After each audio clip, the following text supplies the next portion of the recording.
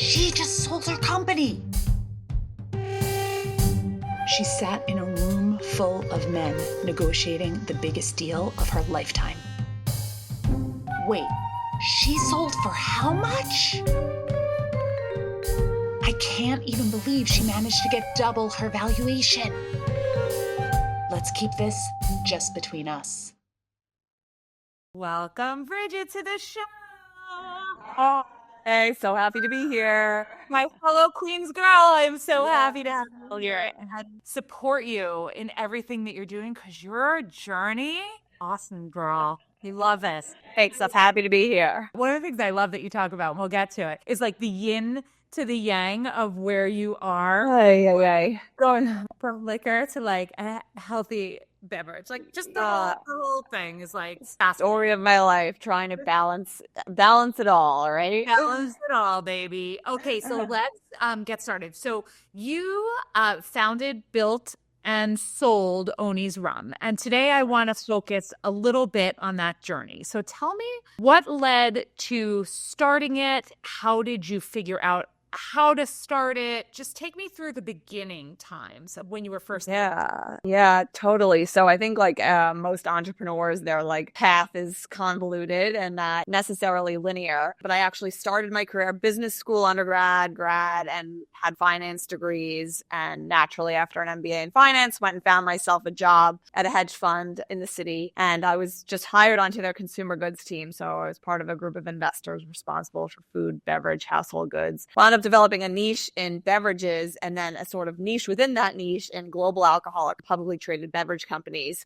Spent about 5 years solely focusing on beer, wine, and liquor stocks for the fund. And in doing that sort of research and work and investment, decision and analysis, I was watching what was happening on the smaller scale in the private markets and the changing legislation in craft spirits on a state-by-state basis, allowing new licensing, a changing consumer looking for something unique and different. I was super fired up and excited about it, and like kind of doing some soul searching in the beginning of 2011. I kind of needed a next level in my career. I kind of had reached my potential where I was, and I was looking to get into private investing and, the usual reading and thinking. And I kind of just had this aha moment one day. It was like sitting at my desk at the hedge fund, or like, I'm going to build a rum distillery. It all sort of amalgamated in this vision to bring rum distilling back to New York City. I'm a proud native New Yorker. It was the first spirit we distilled here in the 1660s on Staten Island. And I was like, I'm going to bring this back and I'm going to shake up the rum market. I think there's an opportunity to create an interesting rum. And so like literally it feels like in retrospect from that moment, I was just like blinders on, started writing a business plan about,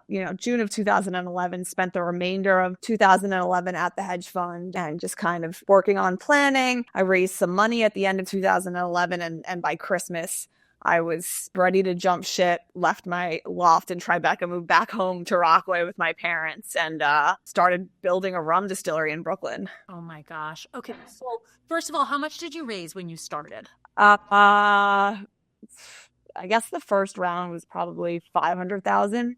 Okay. So enough to like just get started, right? To build out. Okay. I didn't raise that much money. I'm proud of the fact that I can do things on a shoestring. Now, granted, I made a couple of many lifestyle concessions to hold the equity that I held in the company because I had the majority of the, even over time, we did a couple more rounds. I would have done things differently in the beginning. I did a priced equity round to start. I would have done a convertible note to start. Then we started adding convertible notes before we sold or, along the path before exit. Didn't raise much money. We were able to do things really scrappy, relatively, considering we built out.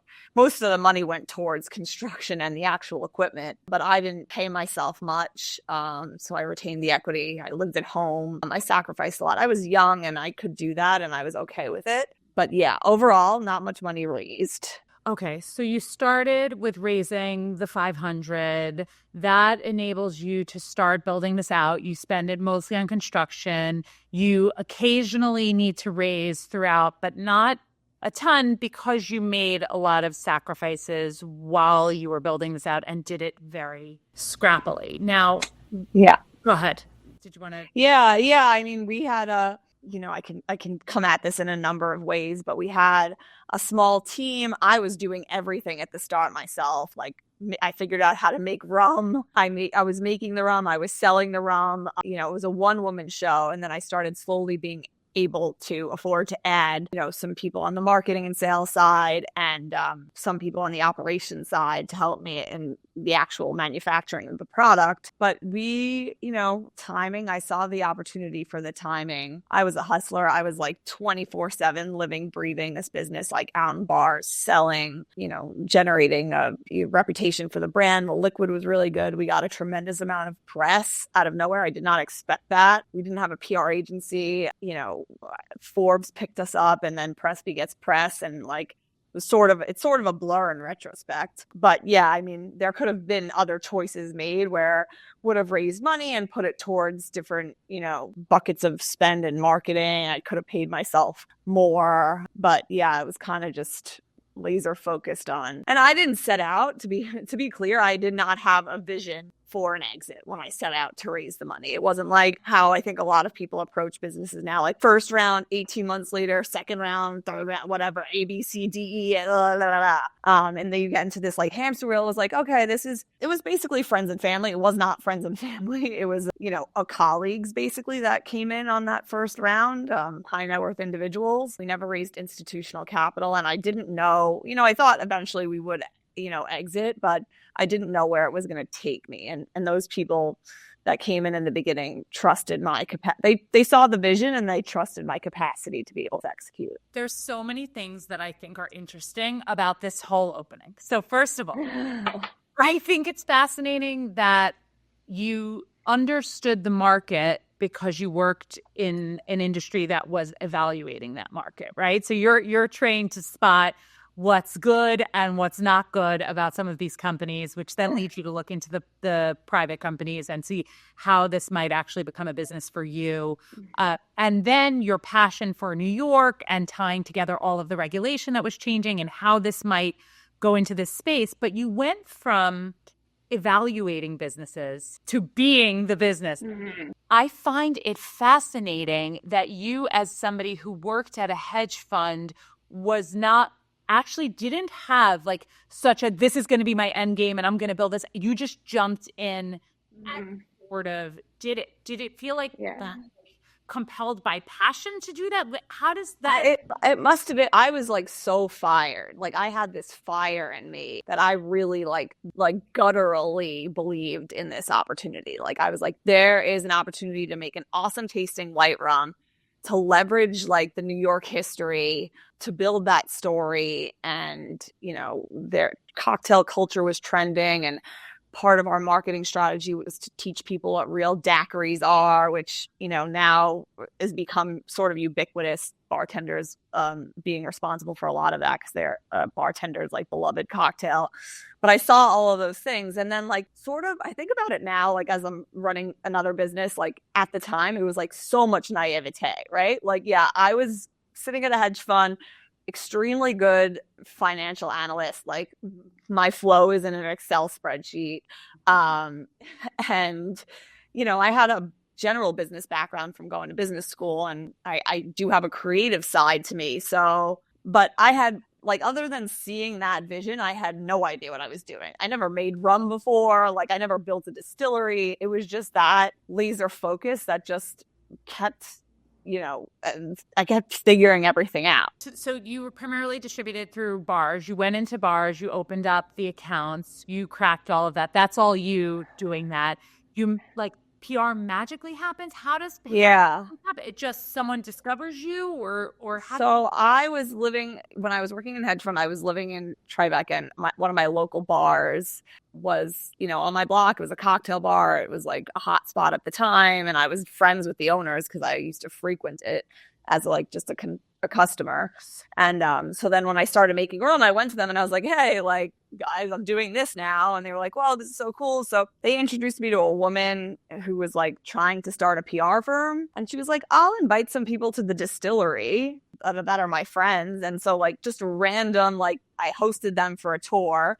And then someone from Gothamist wrote like a little blip about this, and it like got picked up all of a sudden on Forbes 30 under 30, and like then the faucet is like pouring out. What's a learning from that? Press is lazy. Once you get one hit, then all the other press people find you and say, oh, here's this New York-based rum distillery. Let's go talk to her, female founder. Like, it's totally that one hit. That's really. I think it was like I'll take credit. I mean, I think that like a lot of entrepreneurs, I think about this a lot, and you hear about it a lot in like conversations with entrepreneurs, like how much would you attribute to luck? And I think that my timing was real. I knew timing was imperative for like the trends in craft spirits, the changing laws. Like this was like the moment. And I happened to be at the time, like, I don't want to say this. I'll say this like with a bit of like precaution. I don't want to claim this, but I think I was the only solo female founded distillery at the time. There were other female co-founders of distilleries. So it was like a big story that I didn't foresee. Like I never had done press before. I didn't know it. And I didn't really like it, honestly. And you know, but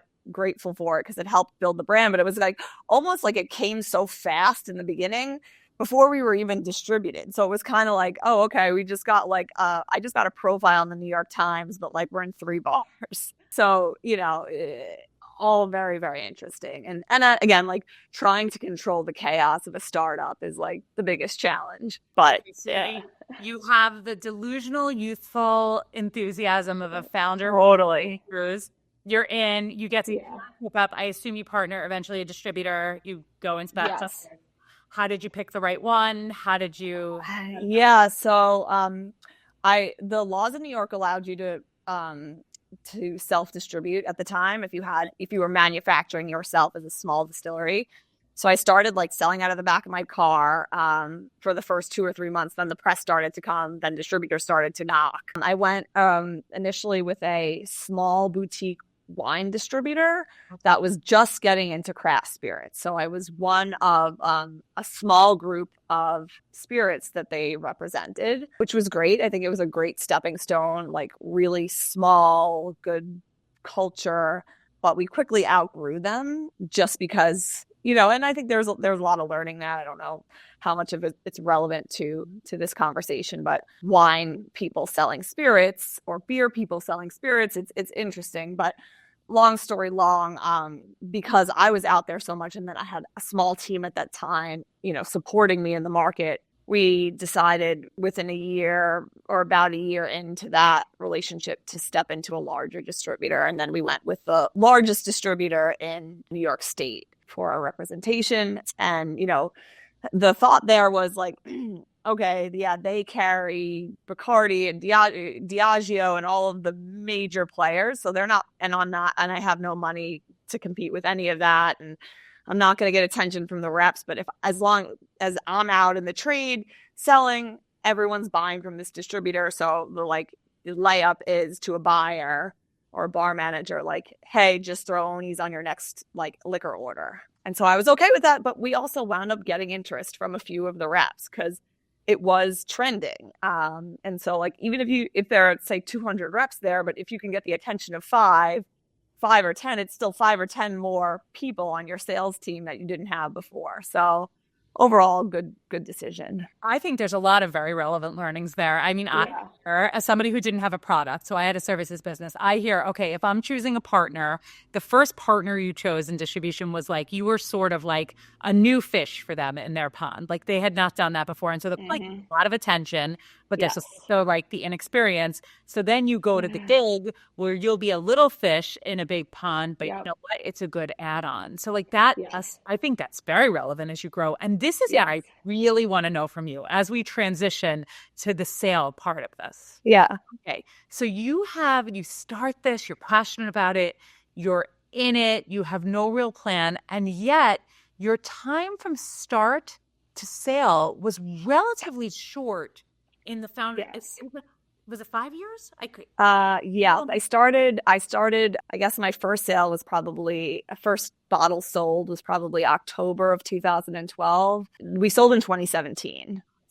but I didn't, it was not publicly disclosed. So we sold in March of 2017. So less than 5 full years of sales. And then I stayed on with the acquirer from 17 to 20. Okay, so before we get to that, like 2017. So why did you decide to sell? Tell me how this all came about. Give us the story. Yeah. So, I mean, relevant to the beginning of the conversation about money, I got to the end of, so let's call 2012, the end of 2012, just sort of selling myself. 2013, we started with a small distributor, 14, larger New York distributor. 15, we started going outside of New York with distribution. There was demand in other markets.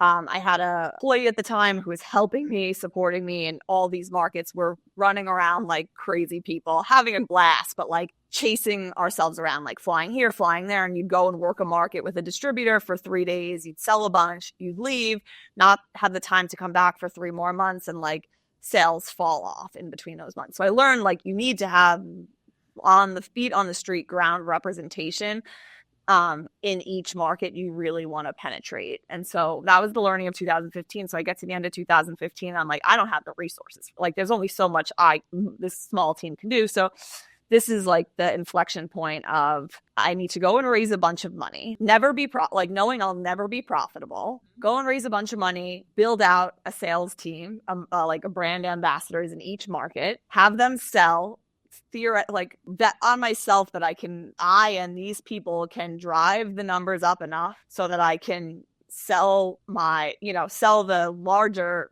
get a larger exit value, knowing I'll burn through all that cash, knowing I will sell my equity down. So lots of risk involved with that option, but I was exploring it. And then there was like all of these other things, like, can I get a joint venture going with a large company? Can I get a distribution relationship going with a large company? So I was exploring all of those things throughout 2016, including conversations with the company Proximo that I eventually sold Owney's to. And quite honestly, they felt at the time the best option for me, my investors, and the brand. So talk to me about that. So Proximo comes around, and what do they do, and what type of thing are they offering you? Give me the overview and what was attractive to you and what made it feel right. We started very like informal conversations, like we were dating. And, I think one of the tricky things about the value in the company was the fact that like I was the company, my physical presence, my capabilities, and also my face. I think that was one of the trickier things to figure out, what the value was, how I fit into the deal personally, how to make everyone happy. I had no experience doing this. I never set out to build a brand that was basically could have been called Bridget's, honestly. Like I wanted to build a brand around a rum running gangster called Owney Madden. But the press made it, and like ultimately like my presence in the market and the press made it about me. And so figuring out how to keep that, but also have a big company involved in purchasing it, also keep me around, give my investors, their fair due of taking the risk. It was complicated. It took a long time to figure out, to have those conversations. I think we probably informally, like I probably had my first informal lunch with the CEO, like I want to say December of 2015, and the deal closed in March of 2017. So like over a year and a half for a teeny deal, like relatively speaking, small deal. Yeah. Yes. And I know we have to be careful when we say teeny deal, because it's not the size of a lot of small businesses, not in comparison to these giant exits we see in the news. Okay. All right. So I want to make sure I understand. Yeah. You're at an inflection point. You're either going to have to raise more money, which did not feel attractive to you primarily because you would own less of the company. It would still not be profitable. You really didn't see a path. And then it would be for an eventual exit that could take a very long time. Or you could sort of build something that would help you take some cash off the table, return your investors to be whole, and have someone take it and sort of run with it. But one of the big challenges was that it kind of was the Bridget show, right? Like yes. Okay, so how do you get around? How do you manage to work that? So I totally understand not wanting to go with the bigs, not wanting to go in on the right foot on the raise.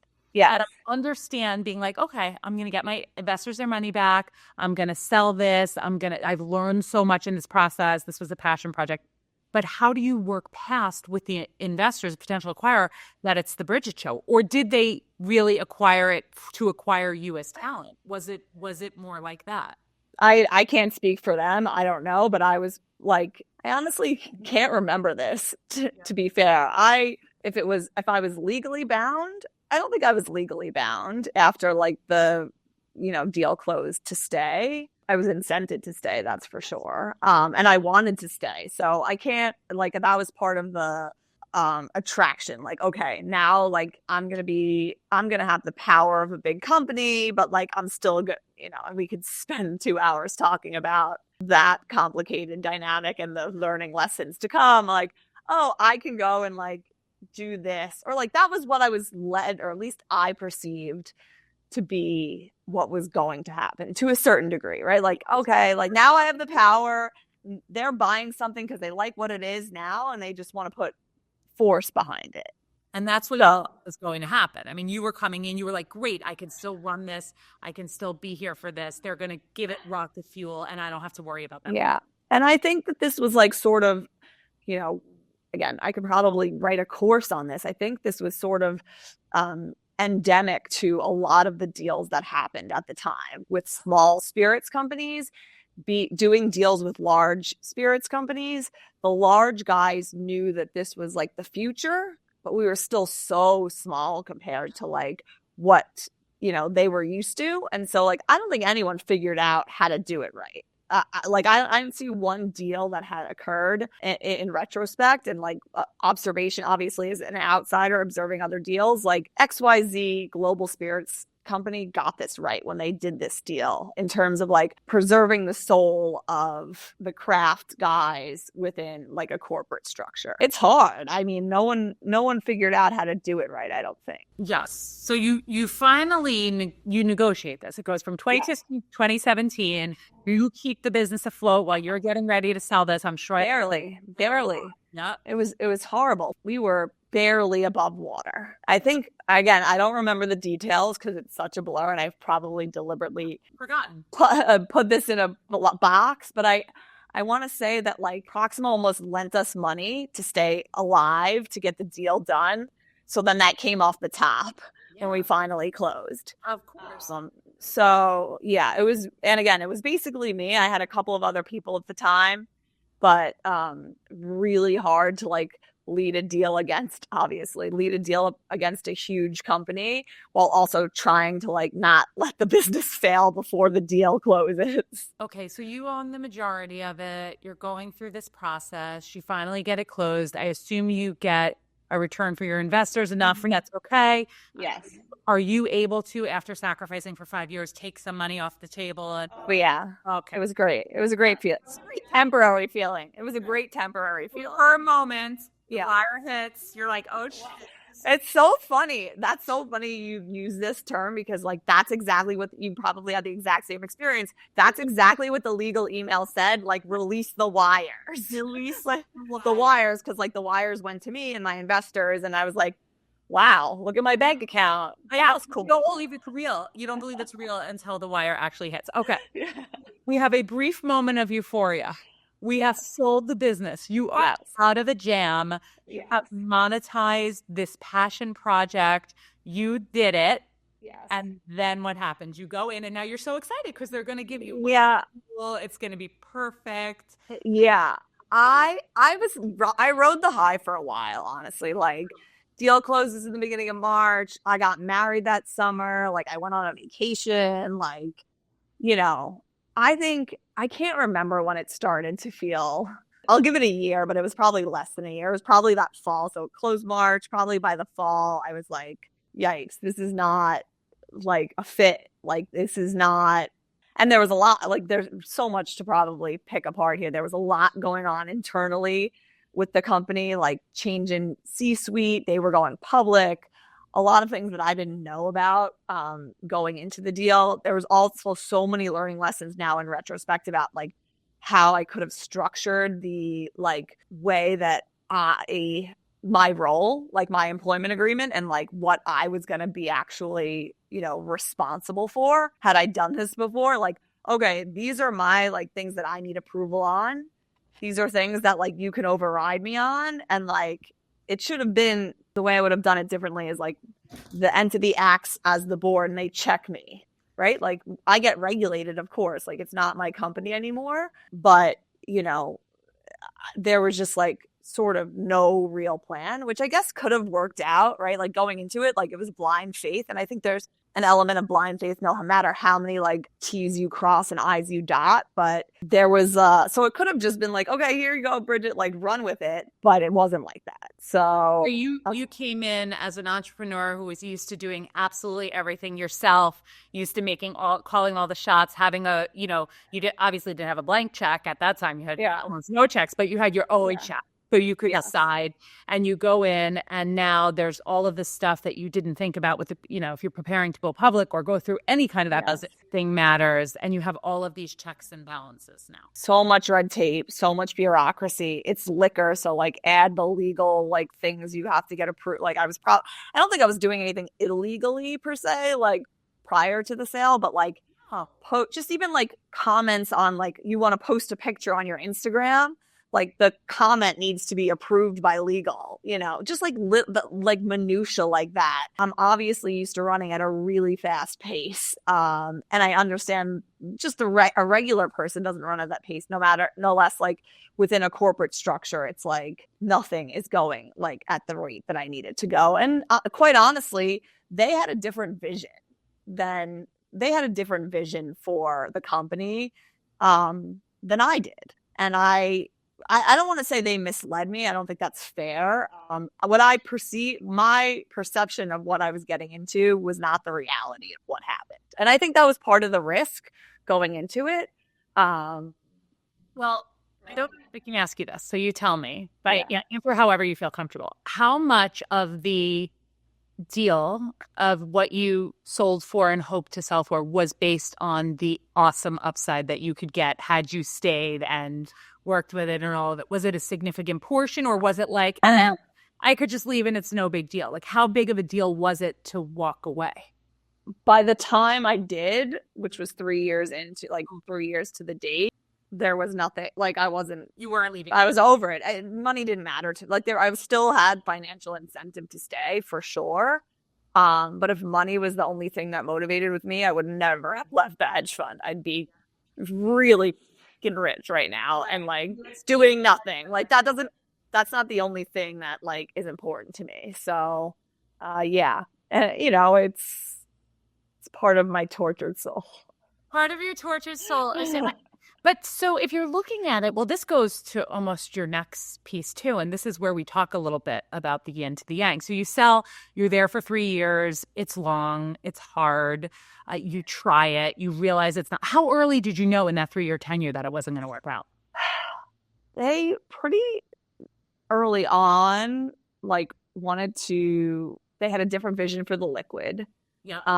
So they changed the recipe, which I had influence on for sure. And I was happy with it, but it wasn't my vision. They changed the packaging marginally, which I wouldn't have done. And I kept going through all of that. There was so much, it was really hard to get grounded there because there was so much going on internally and there was a tremendous amount of turnover. Yeah. And so like my relationships there, I would try and get something going and then someone would be gone in 6 months. Oh my God. So it was like a mess what was happening there. It was a bad timing. Okay. There were so many like external forces. And I like, without getting into too much detail, I was like heavily incented the first couple of years, you know, naturally. I think probably this is how most things work in terms of like stay on, like they want to definitely keep you on for like as long as they can, but like as time goes on, the money gets, if the things aren't going the way they should, like it's not you know, as the grip they don't have as much of a grip on you in terms of like a financial reward. I want to talk about, and I want to get to where you are now. And I know you said that money is not the primary motivator for you. And that makes sense to me, because when I heard you were at a hedge fund analyzing alcohol companies, I was like, oh, okay.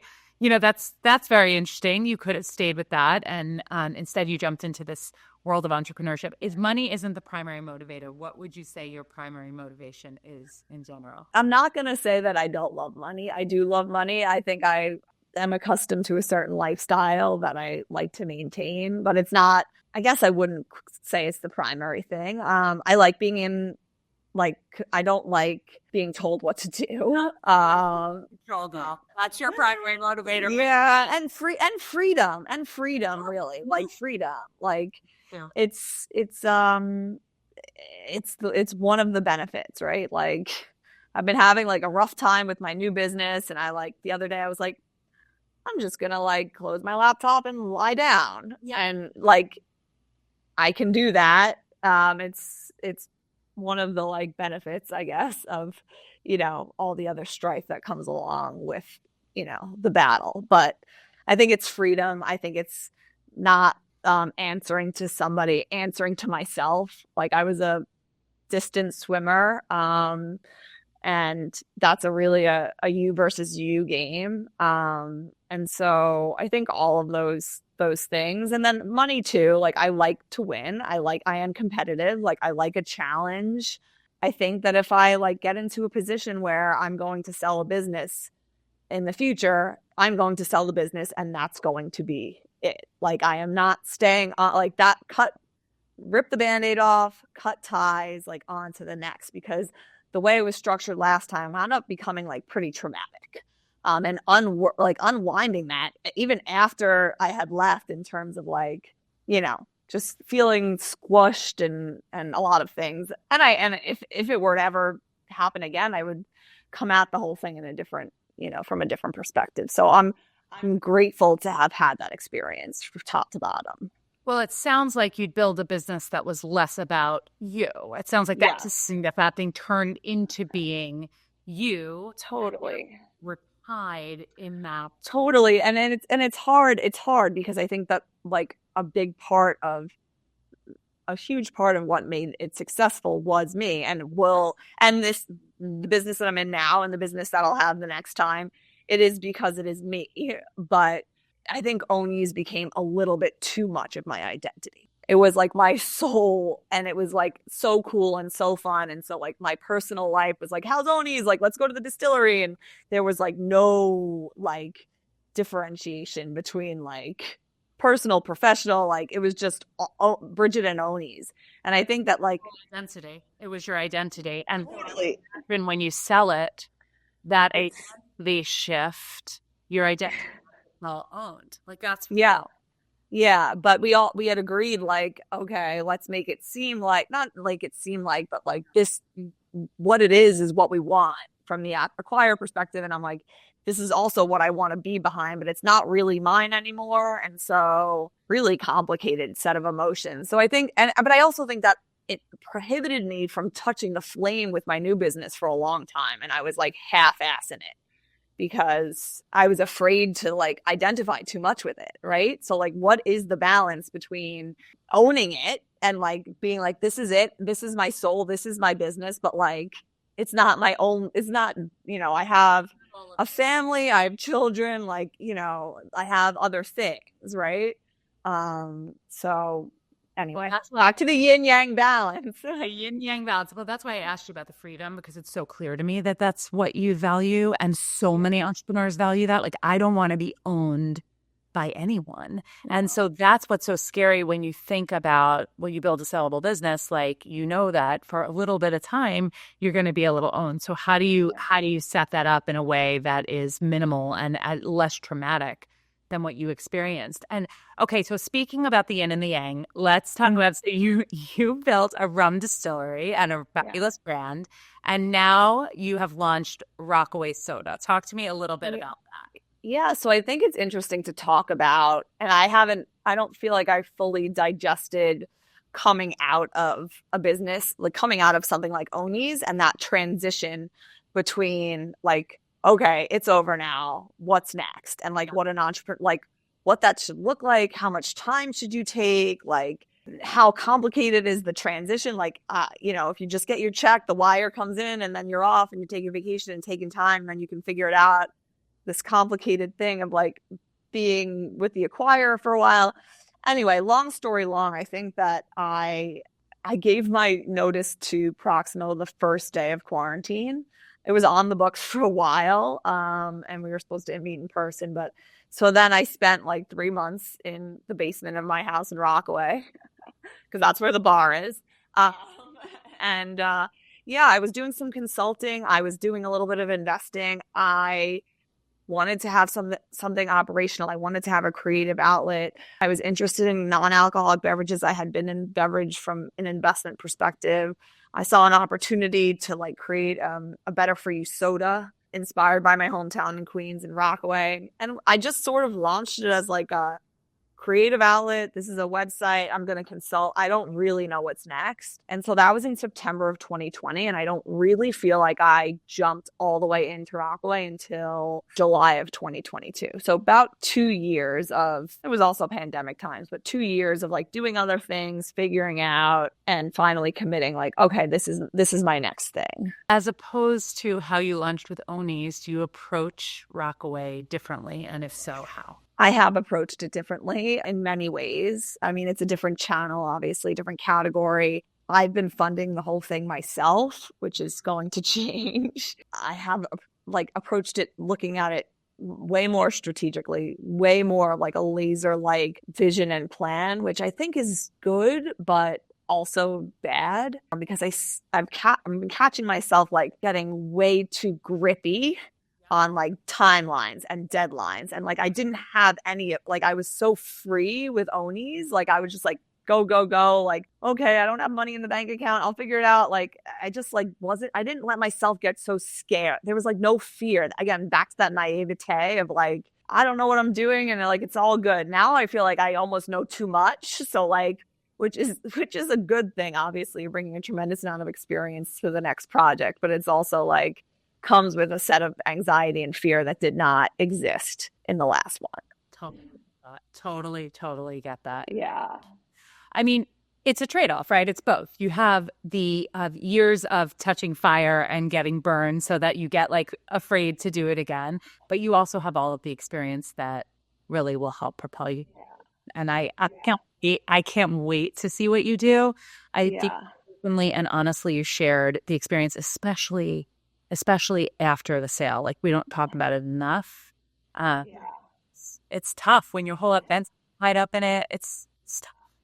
I think I'm really happy you're doing what you're doing, because I think that talking about the whole thing from start to finish and like the mental, like you talk about whispers, right? Like the things in your head and like keeping your mindset right and keeping your mind in check and your mental health okay, like all the way through is like, again, it's back to like, I read something recently, I think maybe I anecdotally mentioned it earlier, but like successful entrepreneurs being likened to artists. And that sort of hit, because it was like, but like that in the fact that they like to thrive in chaos, and the like best entrepreneurs can temporarily control the chaos. And so like, that's the goal for me, is to like temporarily control the chaos until it becomes somebody else's chaos. Right. And so that's a mantra. Yeah. Like, that's my mantra right now for Rockaway. Lots of moving parts, lots going on. I love it. Well, I'm wishing you so much success. I hope everybody goes out and gets some Rockaway soda style. Yes. Where should people follow you if they want to? At Drink Rockaway on Instagram and Pinterest soon. Yeah, lots of exciting news coming for Rockaway. We're in a bit of a transition period, so stay tuned. We can't wait to see. Okay, Bridget, thank you so much for coming on and sharing.